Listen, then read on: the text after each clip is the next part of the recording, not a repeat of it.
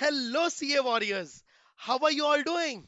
Friends, today we are going to start with a very interesting topic. But, friends, before that, remember the goal of this video is not to go deep into every single concept, but to give you a crisp, exam oriented summary so that you know what is important and how to remember it smartly. This book and video together will act as your perfect self study partner. And I'm super confident, guys, that after this revision, you will be able to solve any MCQ that come your way in the exam. So let's begin this rapid fire revision session. And yes, if you find these notes helpful, don't forget to share them with your friends.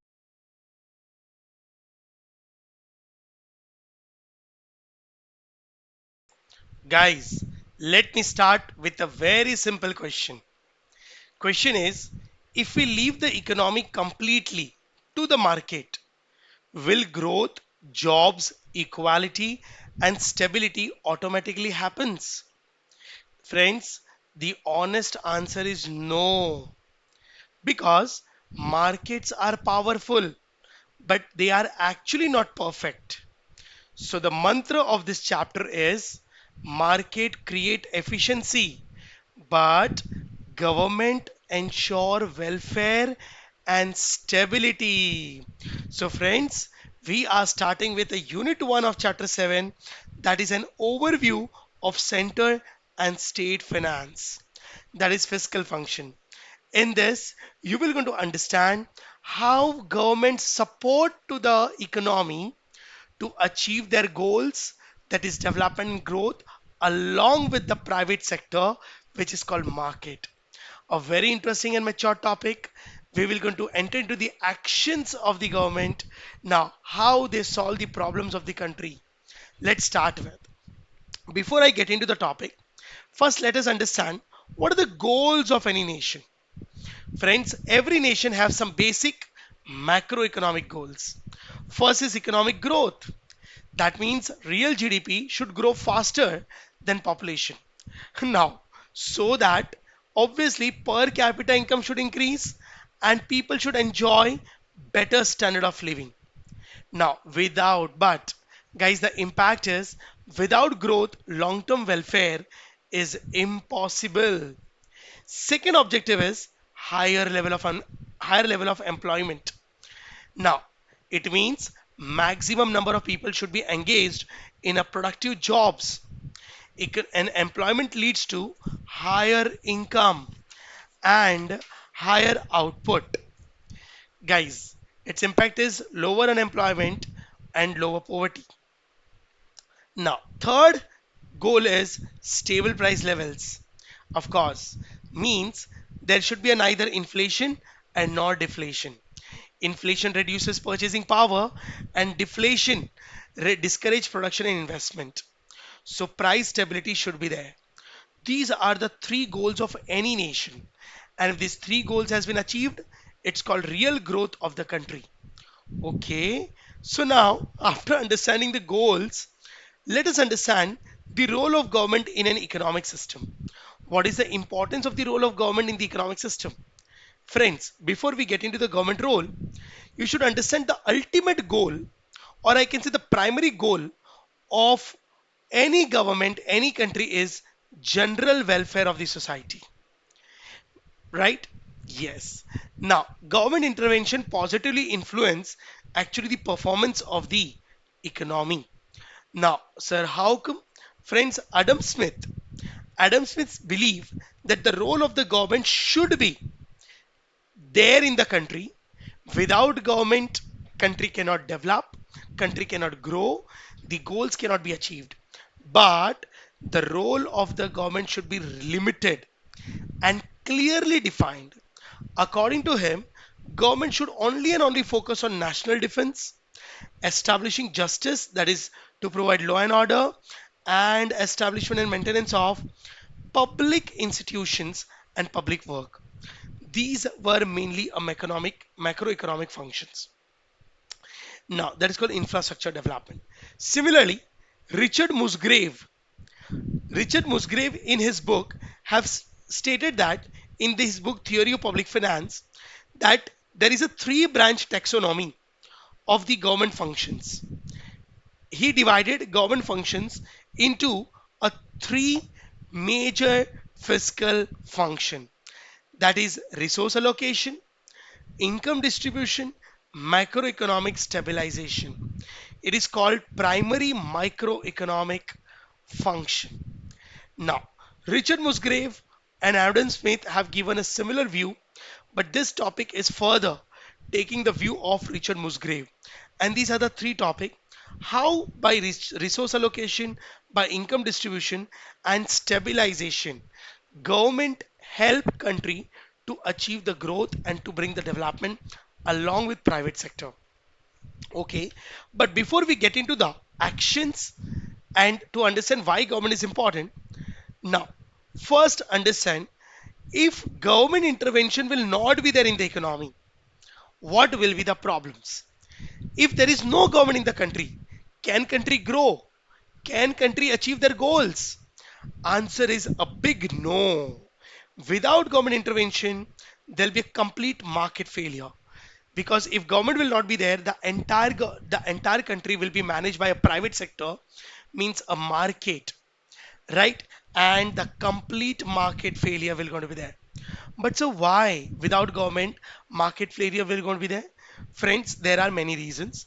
The reasons are, if country is run by only and only private sector, market failure will be there because of the first reason, profit motive. Market focuses only on profits, means private goods and demerit goods will be overproduced and public goods and merit goods will be underproduced. Hence, market failure. Incomplete and inefficient outcomes will going to fail the market. Second, private sector will be enjoying a monopoly power. Monopoly restrict outputs and charge higher prices. So consumer welfare losses will going to be there. Third is natural resources. Guys, resources like environment will be overused and exhausted because self-interest will be the priority than their national interest. Oh, next is factor immobility. Another reason of market failure and non-growth and non-development of the country. Labor and capital cannot move freely. So all the resources will be unemployed and will be used inefficiently. Imperfect information. Friends, imperfect or biased information, wrong decisions and inefficient allocations will be, biased information will going to mislead to the entire country, market will get failed. Inequality, Dist- inequality will going to be there in distribution of income and wealth. So guys, the conclusion is, government, the presence of government in the country is very important, but government should act as a complementary rather than a substitute to the market system. Means government should support with the market, government should along work along with the private sector, it should be complementary and it should not be substitute. Then only the country can grow. That means the mixed economy is the best economy to achieve the national goals. So, friends, hope you understood the introduction. What was the importance of the government? Am I correct? Now, understand the actions of the government. So, now understand the first function, that is the allocation function. Now, first question arises, what is allocative efficiency? Friends, it means using a limited resources and technology to produce maximum output and maximum social value. Friends, you know the real development comes when you use your efficient unlimited resources for the maximum production, right? And why government intervention is needed over here, guys? Because market failed to provide public goods and supply merit goods. Market never ever supply public goods and merit goods. Okay, so government intervention is needed to allocate the resources for the public goods and merit goods. So the core allocation function is what goods should be produced and in what quantity. that goods should be produced? This is a question of central problem which you have studied in chapter number 1. So now the question arises, okay, if married to supply married goods and married goods in a sufficient quantity, okay, government intervention is required. But how government will going to create a allocative efficiency? How its presence will going to create allocative efficiency and the objective of the country will get achieved? Friends, government have three brahmastras. He have three tools. He have three action plans. I call it three brahmastras. By using that three brahmastra, they can solve any problem in the country. The first brahmastra is government expenditure. Government himself will going to spend money to conduct the productions which private sectors are not producing. Now, taxation and subsidy policies. By applying taxes, by giving subsidies, government can encourage and discourage the productions of goods, as well as legal and administrative framework. By making a law and order, government can control any situation to any private sector by legal, by conducting a punishment offense, by creating a law. Oh, so these three brahmastras are there. By using these three brahmastras, allocation efficiencies objective can be achieved. How? Please understand. First is government expenditure. Friends, through government expenditure, now public goods can be produced and married goods like infrastructure, electricity, public transport, and public sector participation in the national economy. Government himself will going to spend money to conduct a production of infrastructure which creates a development. So the impact is socially optimal use of resources will be achieved. Am I correct? Now, by government expenditure. Okay, then taxation and subsidies. How taxation and subsidies will going to create this? Guys, government affect market. Government can affect the market prices of goods and services through taxes. Government can encourage the production of the goods as well as discourage by using the taxation policy, because by applying taxation government can make products costly as well as cheaper now by giving the subsidies. So government can direct resources allocation through incentives by giving subsidies and disincentives like higher taxes for producing demerit goods, like charging higher taxes on alcohol, liquor, cigarettes, and giving subsidies on making a green products. Oh, now legal and administrative framework. Friends. Legal. Now, government is making a lots of policies for achieving allocative efficiency, like competition policies. Government is making a competition policy for encouraging competition and reducing monopoly. When competition takes become tougher, private sector become very efficient and they utilize the available resources very efficiently. Regulatory policies. Government issues license, control minimum wages act, and there are many other rules to use the resources efficiently. So these are the three brahmastras. That's why the importance of government is always there along with private sector. Now, redistribution function. Now, see, the core conclusion is market says I am very powerful, but I am not in discipline. So government is needed to make it disciplined, and government is using these three brahmastra now on the market to discipline it. Okay, second is redistribution function. Friends, redistribution means the benefit of the economic growth should be distributed evenly across the household. That is to maintain equality, and it increases the social welfare. So, friends, here the core question is, for whom should the economy produce goods and services? Who will going to purchase it? For either only for the rich people or for the overall? So, friends, tools for why government intervention is appropriate for redistribution. In redistribution function, to achieve redistribution efficiency, why government is needed? Because guys, if private sector will going to only run the country, now the inequality will going to take place. Richer will become more richer, powerful person will become more powerful, and the poorer will remain more poorer, because they don't think for the country, they think only for the people now for whom they conduct the production. So government can provide well-being to these members of the society who suffer from deprivation or various types of hardships. like providing equality of income, wealth and opportunity, providing security of fulfillment and basic needs to enjoy minimum standard of living, because government is the only person. If the people cannot satisfy their basic demands, poor people, government provide free them free food, free education, free clothing, so that they can do the survival. This government can only do, private sectors will not going to do. So how government intervene can create redistribution function? Again, three brahmastras are there, guys.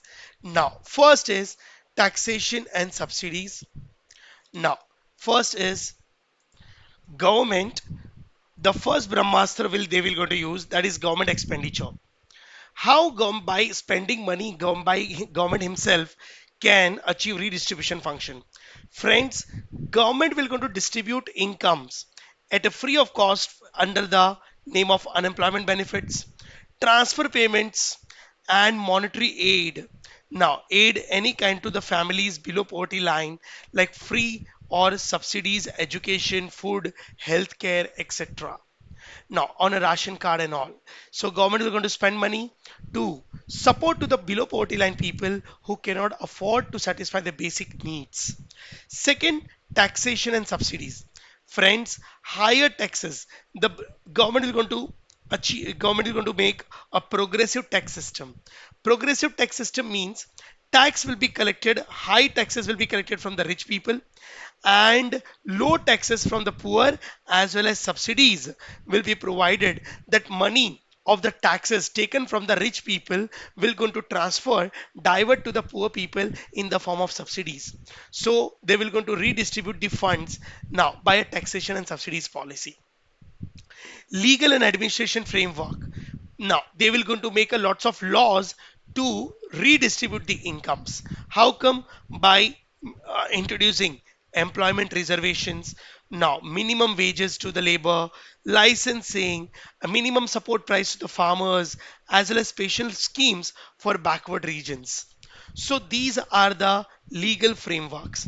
But friends, these are the three brahmastras through which government will going to redirect the monetary resources from where? From abundance to the scarce, so that equity take place.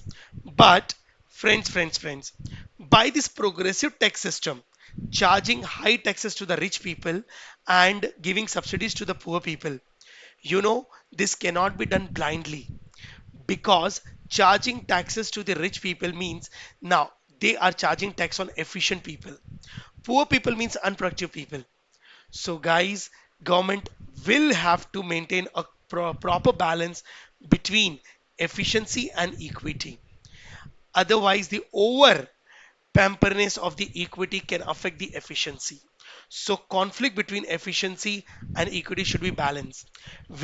Because very high taxes on the rich people will discourage them to earn, barabar, and to invest entrepreneurship. They will going to leave the country and they're going to transfer shift their businesses to the other country, right? So due to in with an intention of creating equity, the efficiency will get reduced. So government have to take care and maintain a balance between equity and efficiency.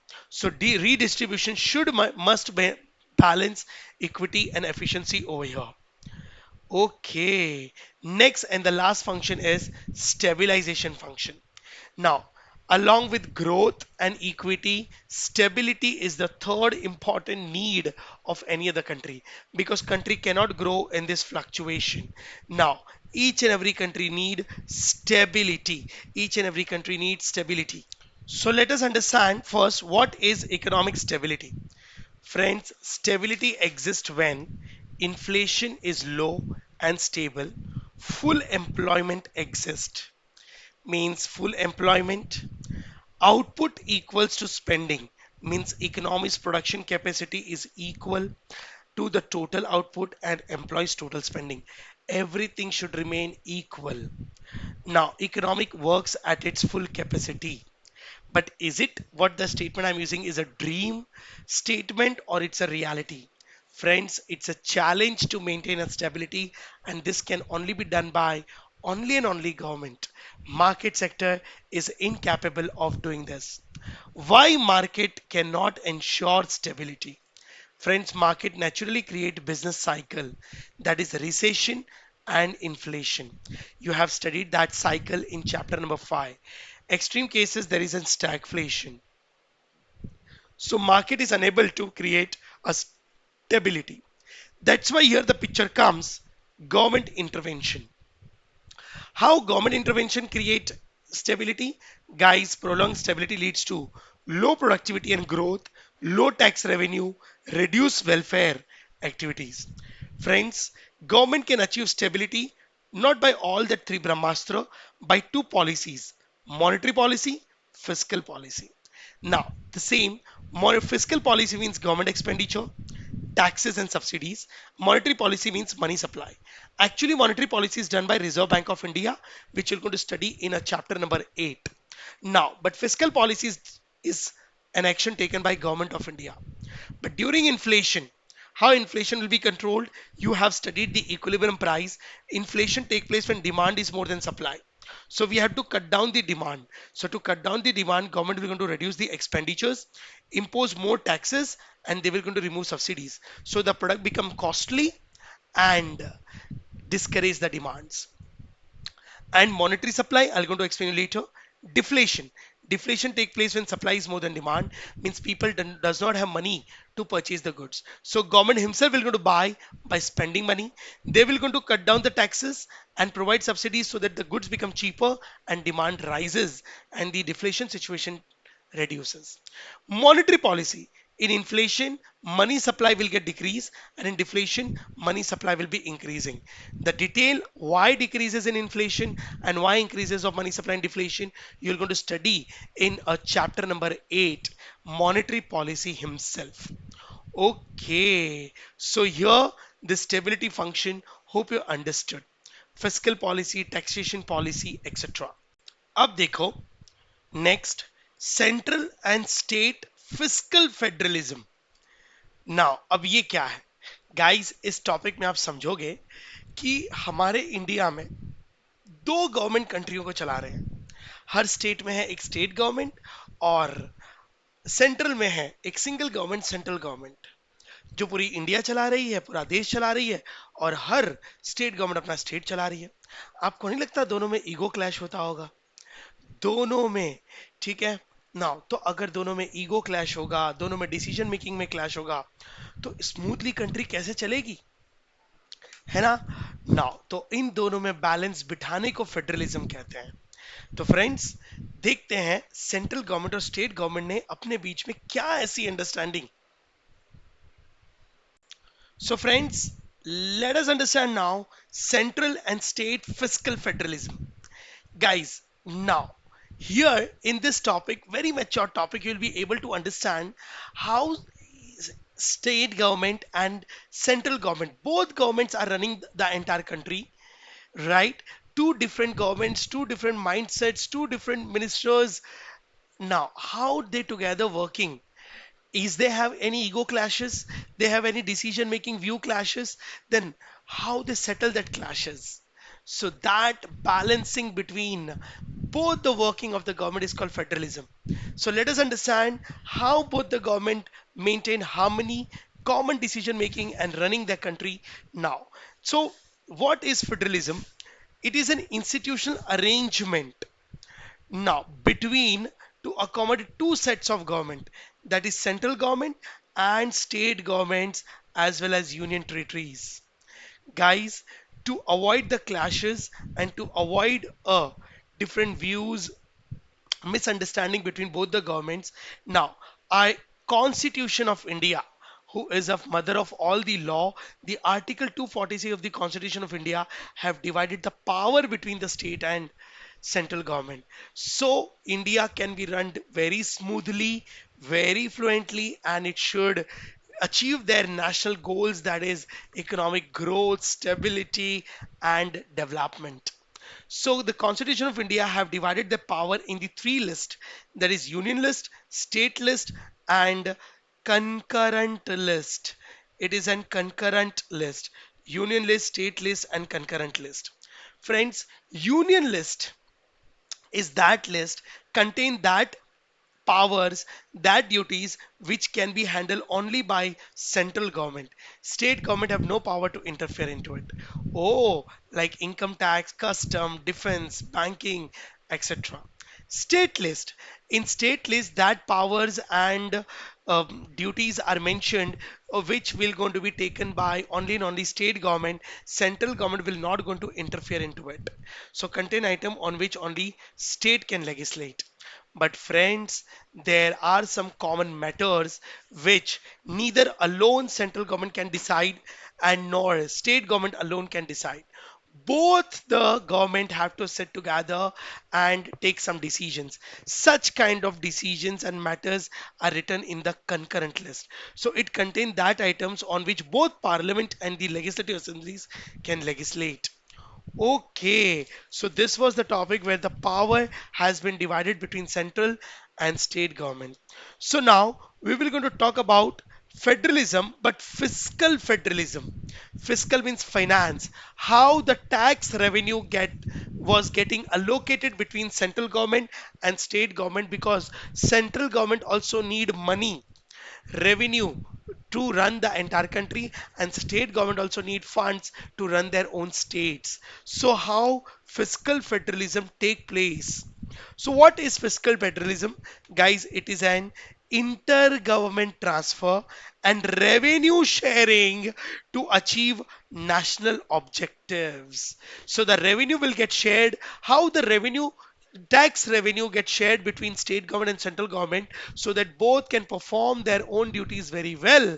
Now, because the funds are common, it's a public money. Am I correct? So here, the division of revenue sharing is done by an independent department. A neutral department has been established in India whose decision is a final decision, and that department is called Finance Commission. Finance Commission was created under Article 280 of the Constitution.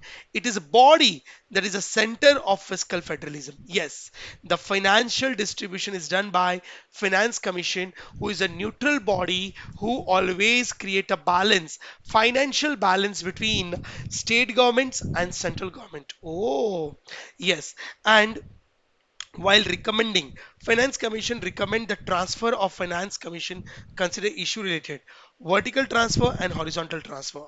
Vertical transfer means how much amount of tax revenue should be get distributed between central government, state government and union territories. This is called vertical transfer. Okay, horizontal transfer.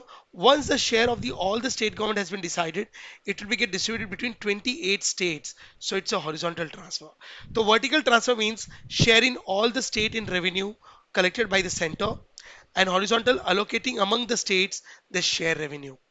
Is it? Yes. Now, vertical transfer means the finance, the tax amount is getting distributed from between center and the states.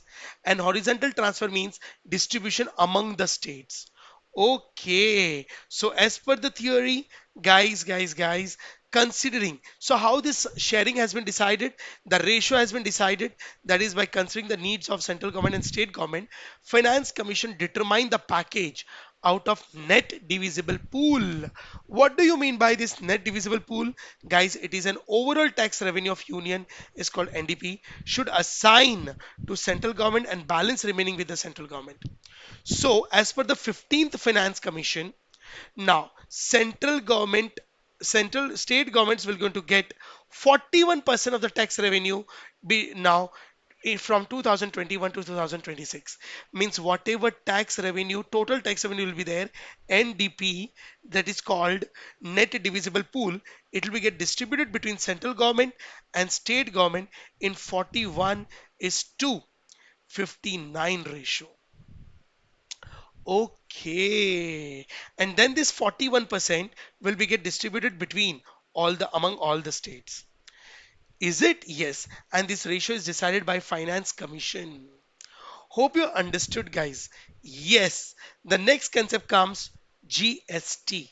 Guys, a remarkable change in the tax system of the country. Now, this amendment and this the major change came in the July 2017. You know, it is a indirect tax changes. Government charges two types of taxes. One is direct tax, another one is indirect tax. Indirect tax in India, there was a varieties of indirect taxes: excise duty, sales tax, value added tax, right? Now, and so all that type of taxes has been subsumed, and one country, one tax was introduced, that was GST, goods and service tax. That why it is said that GST subsumed taxes like excise, service tax, sales tax, VAT, octroi, entertainment.